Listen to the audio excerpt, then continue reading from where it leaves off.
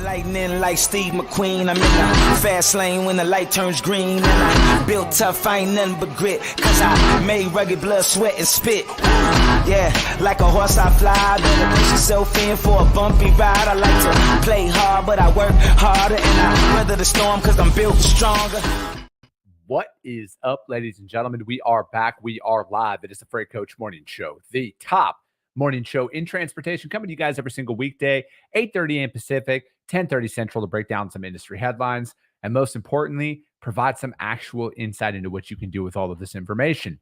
If this is your first time tuning in, welcome. This is the real side of freight, ladies and gentlemen. And I say that before every single show. And what I mean by that is I only speak to transportation professionals on this show, as well as my twice-a-week long-form podcast, because I want to talk to the right individuals who have done what you're looking to do or who are currently doing what you're trying to achieve. So you can take that, apply it, utilize it, and see a meaningful difference in your business and your life. Happy Wednesday, everybody. This week's kind of flying by.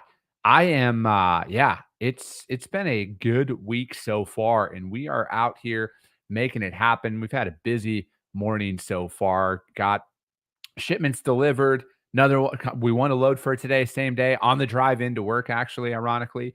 And yeah, we're making it happen left and right. We got some new prospects that we're quoting, and things are starting to ramp up. Things are starting to improve out there, right? And a lot of it is just your testament to never stop prospecting, never stop following up, and all of that fun stuff out there. Corey Buchan, happy hump day, all he says over on YouTube. Also, you guys, we got a newsletter. Okay. I'm going to put this out there every single day. I'm not going to spam anybody's inbox here on just auto registering them for it. But if you go to thefreightcoach.com and if you register for it, it should prompt you to do that right away, you guys. So check it out, you guys. We release that every single Friday. Okay. Every single Friday we release that newsletter. I'm trying to expand my media reach at the end of the day, you guys. And I'm looking for other avenues to kind of grow the brand out there. And it is, one of those situations where it's transportation media by people who are actually in the industry and, active brokers, active trucking company owners, and everything else, and, insurance and everything that are on this path with you guys. So we're just trying to bring all the relevant information out there. And, we got the podcast, and then we got the newsletter that we're releasing out there as well. So let me see here. Also, there's no surprise that it's the middle of International Road Check Week. That's going on. That's wrapping up tomorrow. I'll save you guys any of the memes and all the other bullshit that people are posting out there about it and everything else. But we all know what's going on there. Diesel fuel is at $3.94 a gallon out there, you guys, nationwide. And I get that all from the EIA. EIA.gov is where I get all of my fuel pricing from.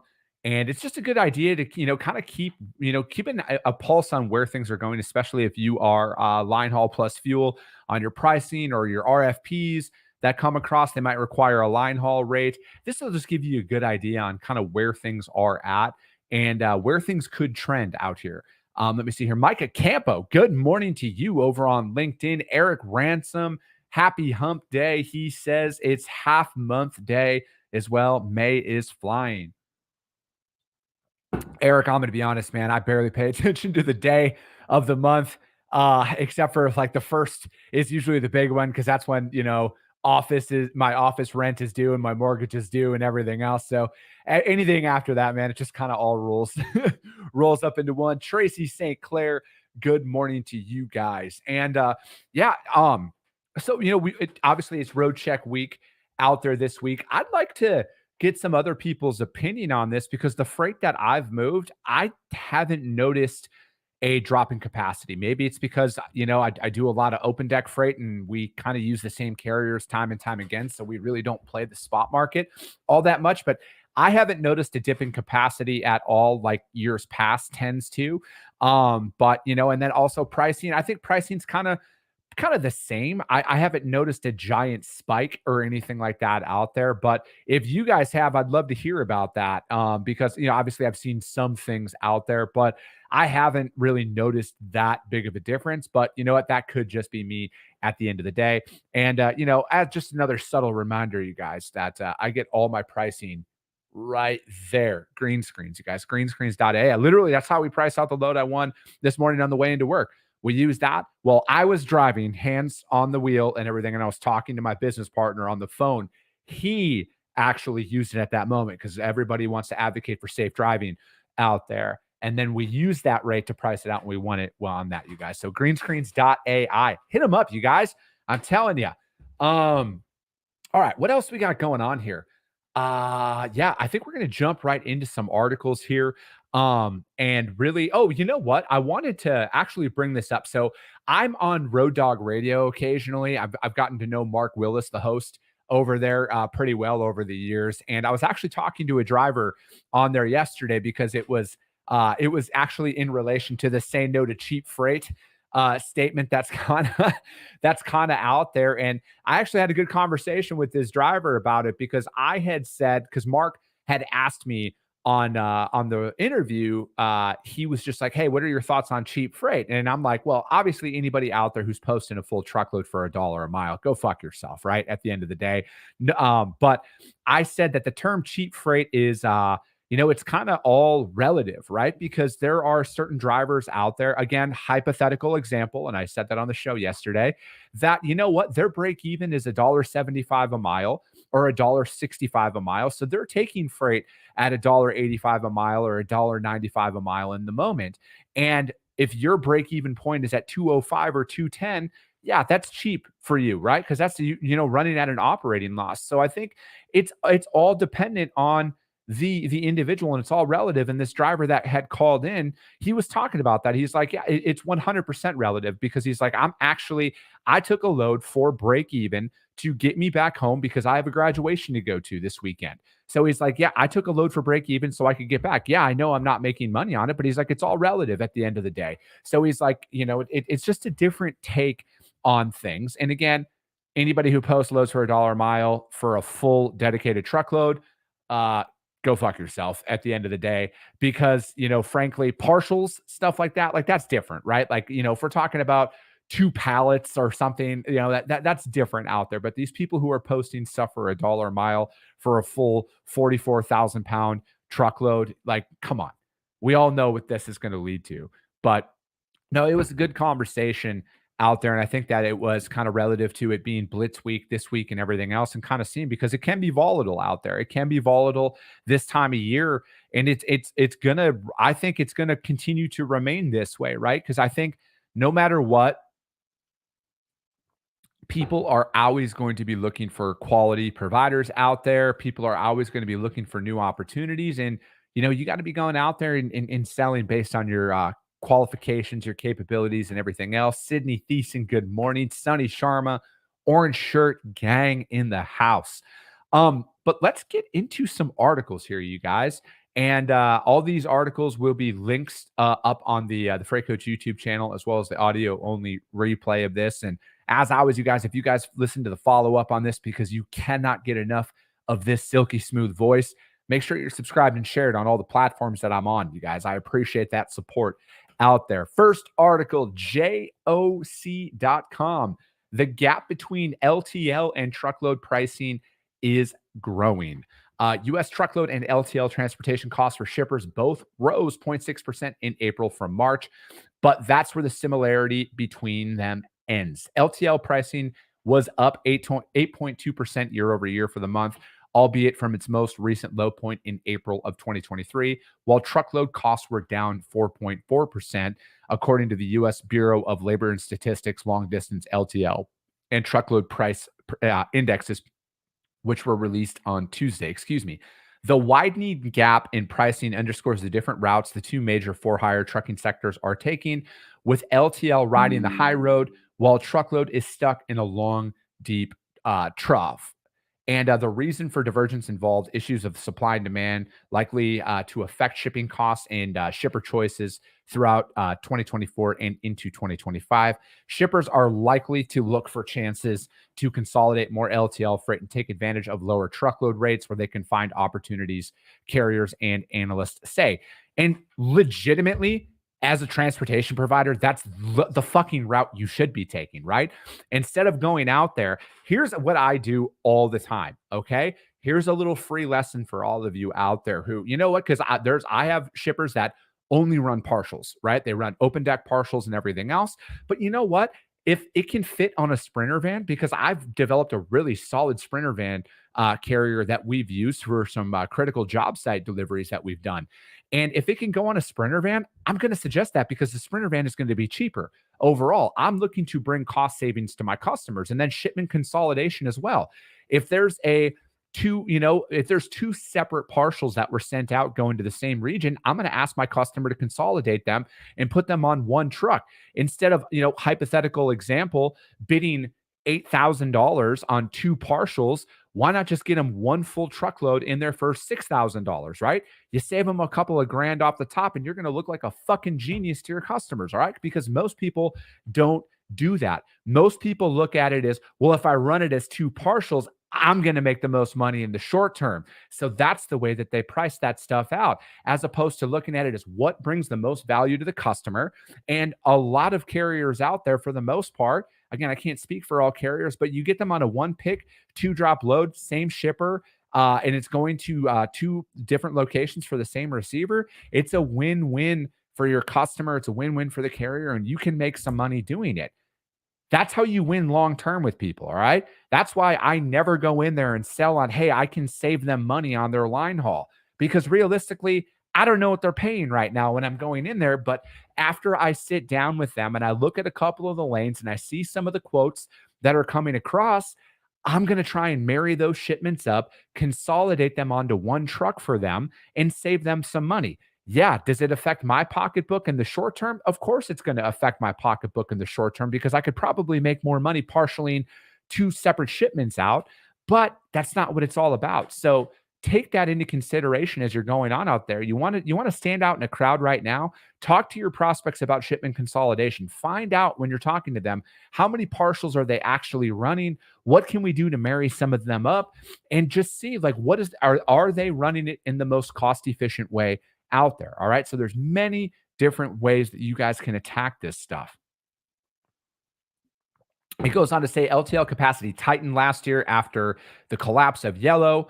Several shippers have told the JOC that carriers were bullish in annual contract negotiations during the first quarter, seeking renewal rates in the high single-digit percentage range. April was the fourth straight month in which LTL pricing increased on sequential basis, with the LTL PPI ticking up 2.3% in January, 0.8% in February, and 0.5% in March. Truckload carriers, by contrast, have lacked the catalyst that have fueled pricing in the smaller LTL sector. Truckload capacity remains abundant despite the loss of nearly 36,000 authorities since December of 2022. All right. So a big thing that I want to point out right here, why LTL is able to do that is because there are like 5 major players out there that control the market. All right. I don't have the statistics in front of me here, but there are a handful of LTL carriers that control like 90% of the market. All right. Think airlines, for example. Why are airlines able to set prices the way that they are? Because there's really like fucking 6 of them. All right. And then what else are you going to do? Your only other option is to fly private, where this is where, in the truckload sector, obviously 95% of the industry is controlled by 10 truckload carriers or 10 truck carriers or less out there. So the mega carriers that you see out there, the Hunts, the Knight Swifts, the Martins, the Warners and Schneiders and everything else, there's very few of them in comparison out there. So the competition is substantially higher in the truckload market than it is in the LTL market. Because I'm not saying that there's price fixing going on in the LTL sector, but if there's 10 carriers out there and then they all kind of have an idea on what each other's charging, why not everybody sit down at a table and say, hey guys, why don't we all go out there and raise our rates by about 6%? The shippers can't say no to that if we all raise our rates, right? I'm not saying that they are doing that, but at the end of the day, it's a lot easier to do it when there's only about a handful of them that can overwhelmingly control the LTL market. Lower contract rates. It says annualized contract rate reductions in the truckload market have ranged between 3 and 5% in general. The truckload pricing index has oscillated between 171 and 178 since June of 2023 after a 24% plunge in May of 2022. The year-over-year decline in truckload pricing is slowing. However, the truckload PPI may be flat year-over-year by June if current trends continue and turn positive out there.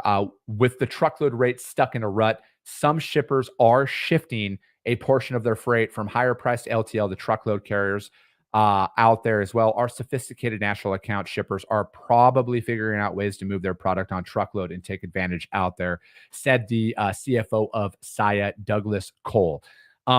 Again, at the end of the day, you guys should always be looking at that. All right.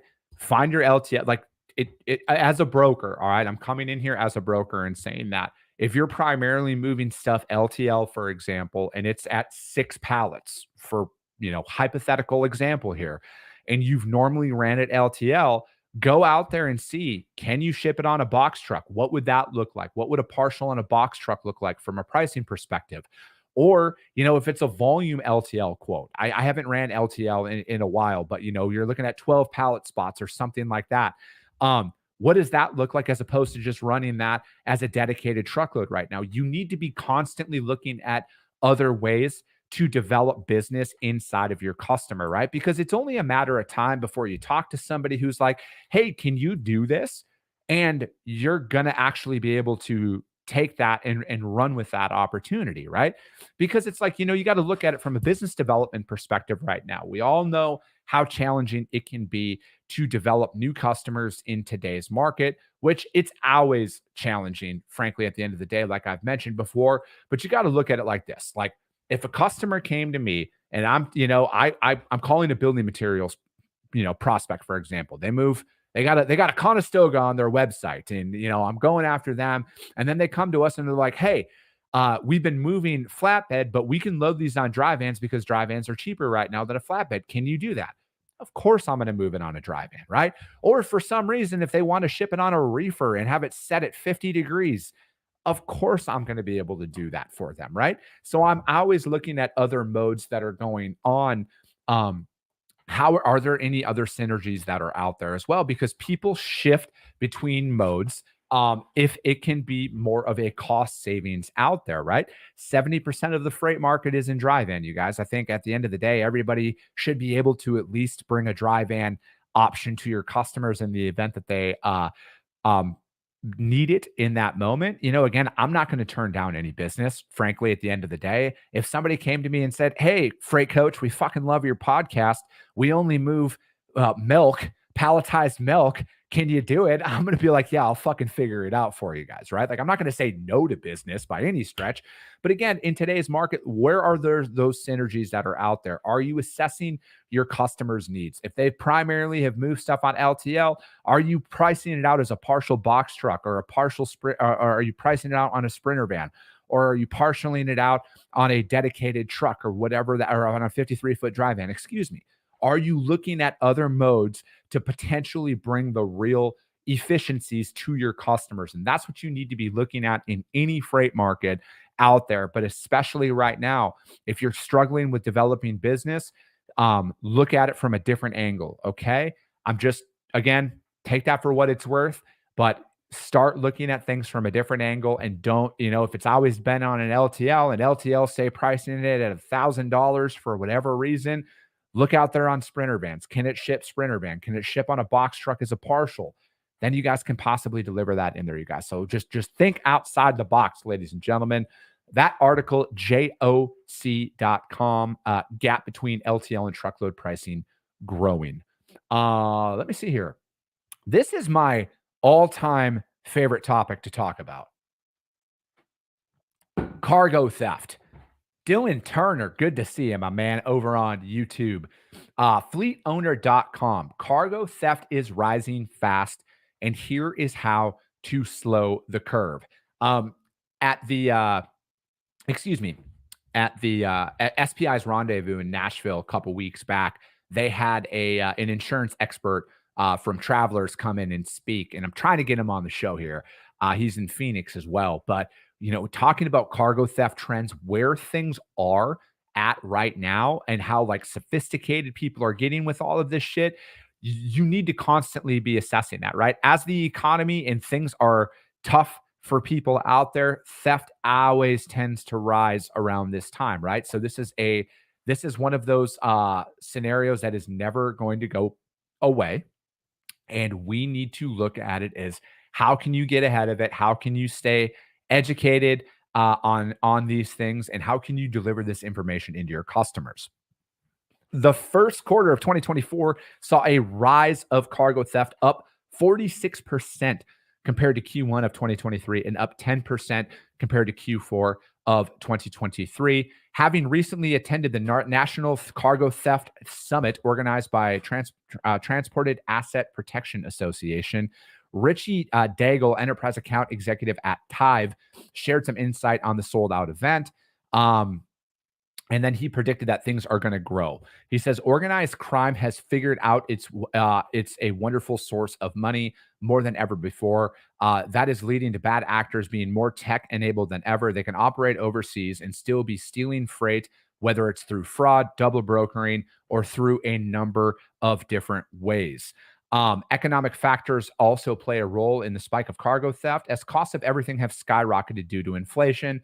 And it goes on to say people start getting creative and finding additional income streams, whether it's extra space in the back of a truck that someone says, hey, I'm not going to hurt anybody. I'm not stealing anything. I'm just going to load something else here to make some money under the table. But all of those actions do pose a risk to freight.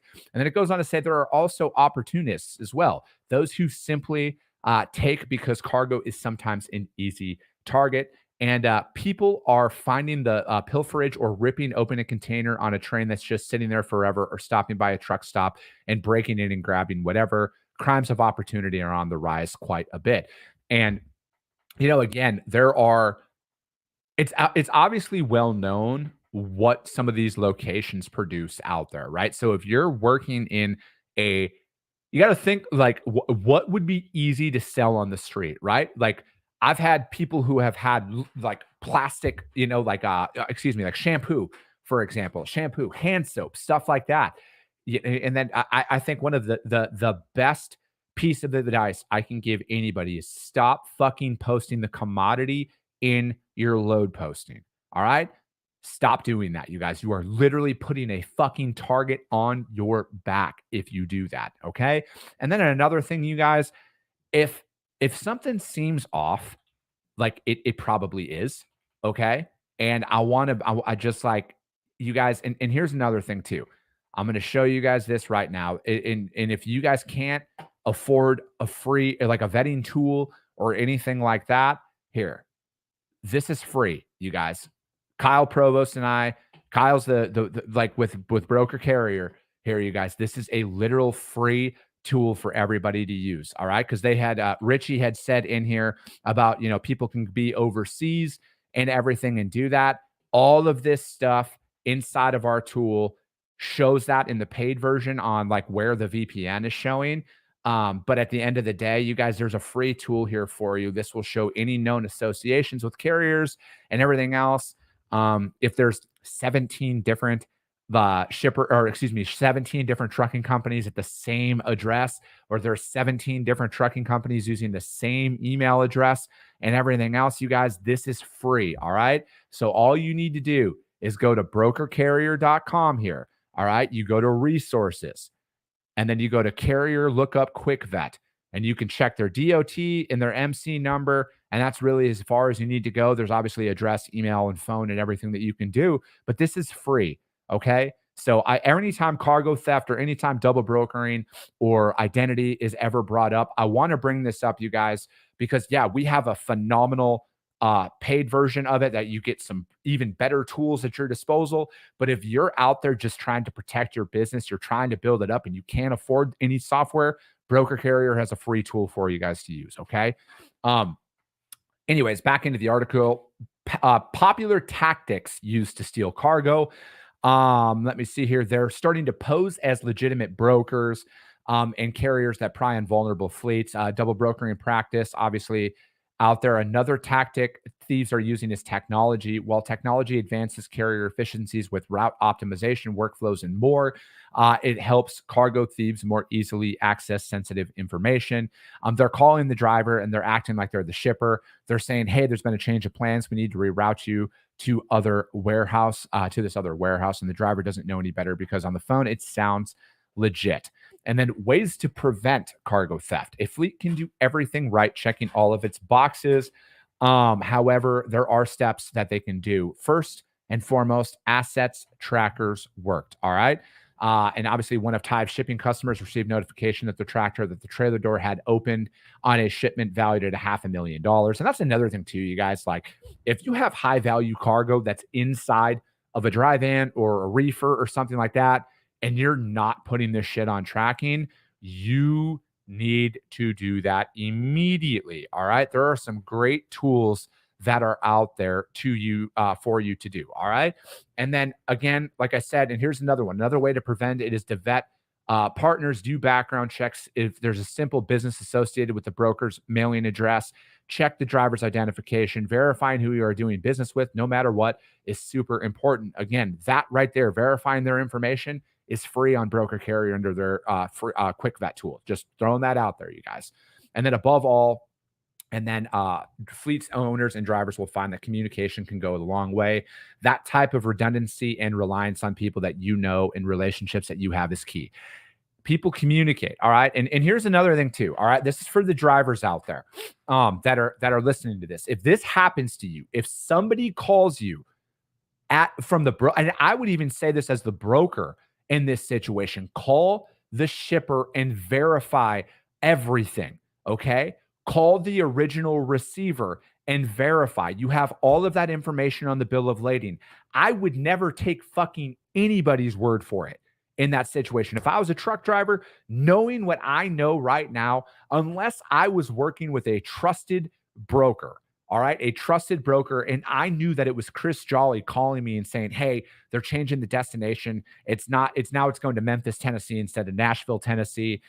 Call the receiver. You can verify all this information. I would say something like this. But for whatever reason, if there's a service provider out there who is not as detail oriented as your boy here, call the original shipper, call the original receiver. Everything is on the bill of lading. And especially if they tell you, don't call the original shipper or the original receiver, I would fucking pull over immediately and make sure of that, because that would be the biggest red flag that you might not get paid for this shipment. All right. Because they are looking to steal the freight. If there's a redirection and they are not allowing you to verify it, I would go and verify everything with that. And especially if it comes from a phone number that you didn't book it with. All right. Call the main corporate office, do everything, talk to the person's boss, whatever that looks like. You guys protect your businesses in these instances. All right.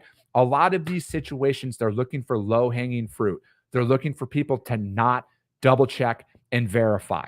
Okay. So take it a step further on there, protect your business. And, this is a good article, you guys. It's from fleetowner.com, and it's about cargo theft that is rising and how to slow the curve. You guys, I'm telling you, you need to look into this stuff. You need to stay ahead of this stuff, because if you don't, you're increasing the likelihood that something like this could happen to you. Sydney says, this is great. I love that you're trying to educate people on the current fraudsters' techniques. It's the only way that we can get ahead of this stuff. All right. At the end of the day, this is the only way we can get ahead of it, is talk about this, because a lot of the tactics, yeah, they're evolving, right? Because technology is making it easier. They're evolving. But at the end of the day, they're going to look for the people who just clearly don't fucking care, and they're going to continue to target them.